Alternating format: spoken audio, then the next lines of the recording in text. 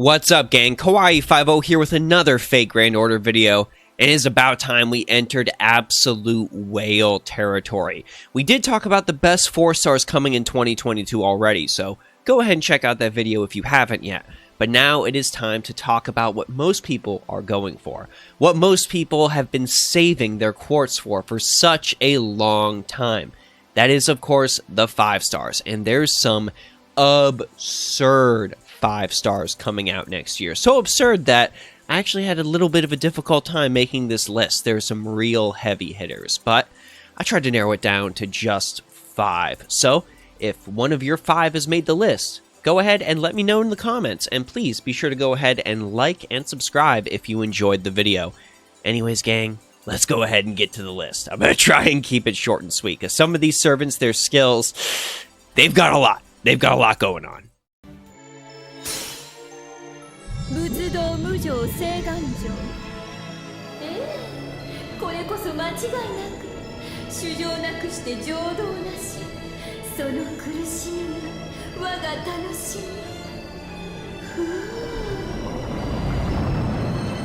みニルマーナラティヘブンズフォー This first servant is the only summer servant on this list, and this time I mean it, unlike in my last video. This is Summer Kiara, and she occupies the Moon Cancer class. That's right, it's actually pretty crazy the way she shows up. I won't spoil that in this video for the summon, but if you summon her, you'll be pleased. She's got some crazy passive skills to start with an EX rank in territory creation and spiritual world creation. She is a monstrous art servant, able to hit all of the enemies with her noble phantasm, and it deals extra damage to enemies with a mental debuff, plus it has a chance to insta-kill. I know that'll already knock her down on some players' lists, considering, you know, when you're arts farming, sometimes you want a lot of hits on that noble phantasm. In fact, all the time you do.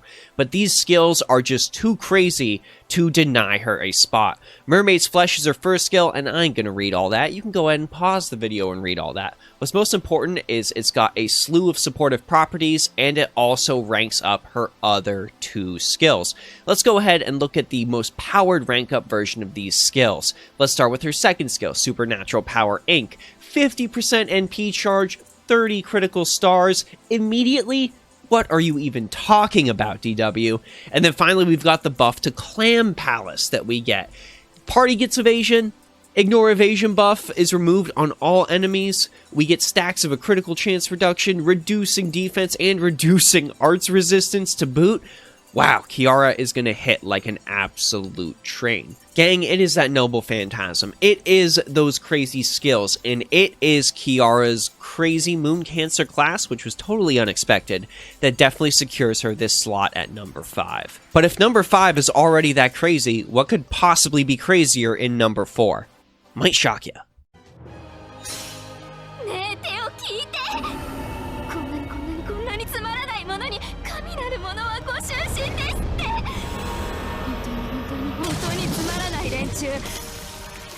作り変える全部作り変えるこの星月夜に Yes, number 4 is this strange incarnation of Vincent van Gogh. One you will probably not understand until you get a chance to look at Van Gogh's story, which is nutty to say the least. But that can always be said of any servant that occupies the 4 in her class. Van Gogh's first skill gives Van Gogh guts, but also gives Van Gogh 3 separate instances of curse, and charges Van Gogh's noble phantasm per curse stacks. Why would you ever want your servant to be cursed? Well, you are getting 10% NP charge per curse stacks. And Van Gogh also has a special passive that makes it so Van Gogh's HP will never fall below 1 while taking curse damage. So you've got a little bit of a safety net there. Van Gogh's second skill reduces the enemy's quick resistance by 20%, which is great for a quick type servant, grants the entire party evasion, and of course gives the entire party curse as a detriment. But don't worry, you don't really got to worry about that, because of Van Gogh's third skill, Soul of Water Channels, rank EX. This is an attack boost, a star absorption, an on-attack buff that removes one of your own curse debuffs when attacking with quick cards, and if you remove that debuff, you increase your attack by 10% for 3 turns, and Van Gogh then absorbs all of the curses into herself. So Van Gogh takes all the curses and turns them into a crazy attack bonus. Not only is this mechanic nutty if you're able to pull it off, it's super inventive and something I really like to see happening in FGO. I wish more servants had things like this. Of course, we've got to discuss that Noble Phantasm. Van Gogh's Noble Phantasm gives all enemies terror, which you may be familiar with if you have an Abigail Williams. The party gets a critical damage boost, and existence outside the domain allies like Van Gogh get yet another critical damage boost, plus Van Gogh gets 10 critical stars every turn for 3 turns, plus an attack boost tied to Overcharge. It may not be a damaging Noble Phantasm, but it might as well be with all those bonuses. And also, I know this is rare, but Van Gogh's Bond CE is actually really good. It is 8 critical stars per turn and increasing the party's critical damage by 15% as long as Van Gogh is on the field. That's right, it is a supercharged fragment of 2030, so you definitely want to get this Bond 10. Van Gogh's already proving that next year's 5-star servants are going to be crazy. And I'm sure you're wondering, who could possibly top Van Gogh if this is what we're getting?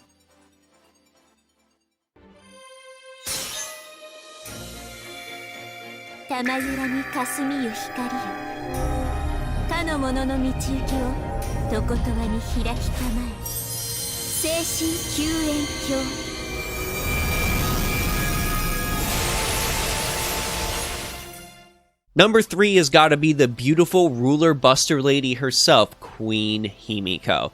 Now, let's just start by looking at skills. First skill is a 10 to 20% buff to the party's attack, but also 8 critical stars every turn for 3 turns. This goes on every single member of the party. So every single member of the party for 3 turns has a fragment of 2030 on them. That is already starting to get bonkers. Second skill, Keto. This is a damage boost for Himiko herself. Gives her a buster charge, bonus damage against demonic enemies, and it's the way to give herself invincibility, so she doesn't die. Her third skill is also related to her damage, charging her Noble Phantasm gauge, you already get that sweet 50% charge, and also increases the star absorption and critical damage of her buster cards. And this damage boost is so extensive that you can basically see her ignoring class advantage by St. Martha style punching the enemies into the dust. But none of these skills are why Himiko is this high on the list. The main reason is Himiko's absolutely bonkers Noble Phantasm. Her Noble Phantasm increases the party's buster performance by 30 to 50% and increases their critical damage by 50 to 100%. Most importantly, it overcharges the party's Noble Phantasm by 2 stages 1 time, and this buff lasts for 3 turns. So everyone's getting crazy overcharge boosts on their Noble Phantasm. There are a lot of powerful servants that can take advantage of this, and every time I think there's a servant that can take advantage of this overcharge, I make sure to slot Queen Himiko in the recommended allies section for them, because this boon can really mean the difference between victory and defeat. This is a servant where the Noble Phantasm is so strong that they definitely have to get a stronger spot on this list. They really kind of outdid themselves with Himiko. 光の時これまで疑似神格並列接続暗黒太陽臨界狂乱怒涛悪霊サフごち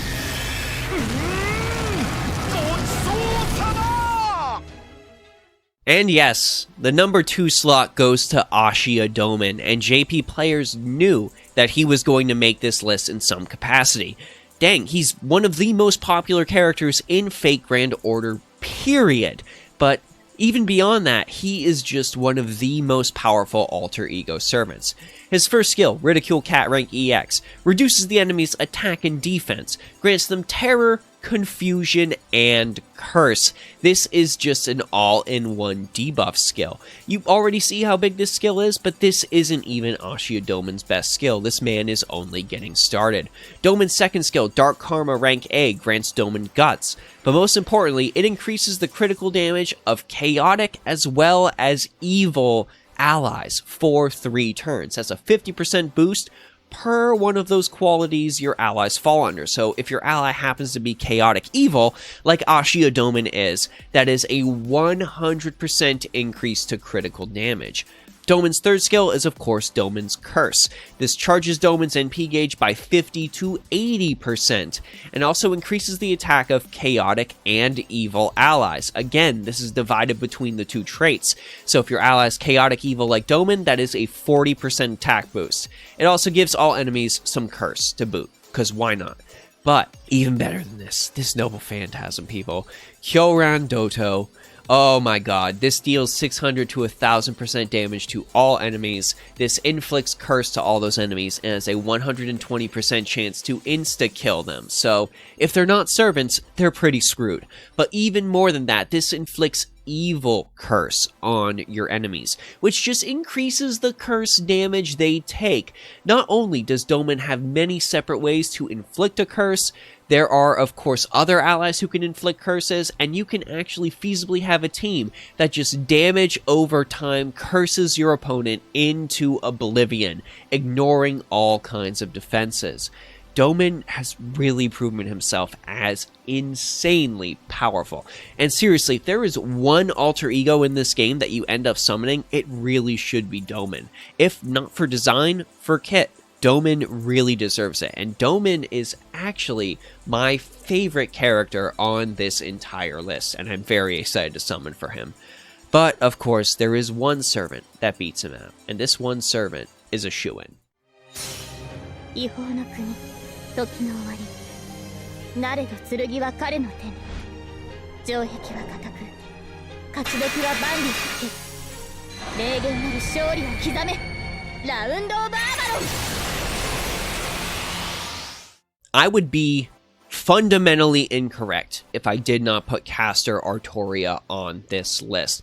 This isn't like a situation last time I did this with Skahawk Scotty, where I was able to be like, you know, Qin Wong is self-sustaining enough that the Emperor can go ahead and take the #1 spot over Scotty. This isn't the case this year. Artoria Caster is absolutely insane. Her first skill, Charisma of Hope, charges the party's MP gauge by 20 to 30% and increases their attack. This is just the tip of the iceberg. Eventually, she gets a skill called Protection of the Lake, which charges a single ally's NP gauge by another 10 to 20% and also increases the party's NP generation rate. This is where we start to begin to get into the arts looping madness.